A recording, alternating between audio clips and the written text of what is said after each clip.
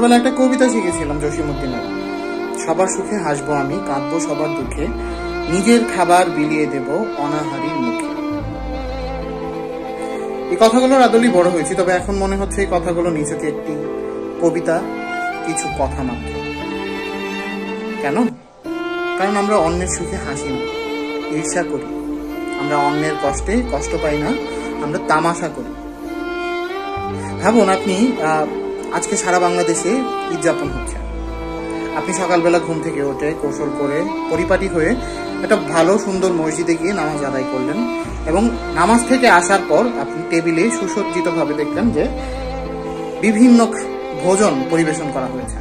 আপনি সেগুলো খেয়ে ঈদ পালন করছেন।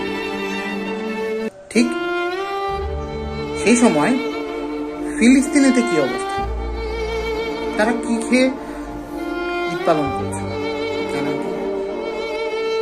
এই যে দেখুন, মসজিদের আজান পড়ছে, আমরাও মুসলমান, তারাও মুসলমান।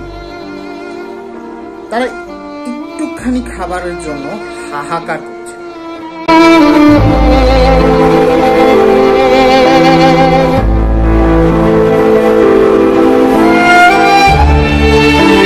আমরা পুরো রোজার মাসে কে কত লাখ টাকার বাজেট, কে কত লাখ টাকার শপিং করেছে, কার কত জুতো কিনেছে, কয় হাজার টাকার জুতো কিনেছে, আমরা এগুলো কি দেখেছি? কিন্তু আমরা কি দেখেছি যে ফিলিস্তিনের মানুষ কিভাবে সাদা কাপড়ের কাফনের সাজে সুসজ্জিত হওয়ার প্রস্তুতি নিচ্ছে?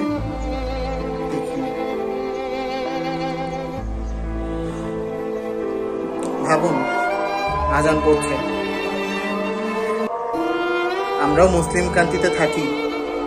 আল্লাহ না করে কেমন যদি আমাদের সাথে হয়, তখন আপনি কি করতেন? Raise your voice.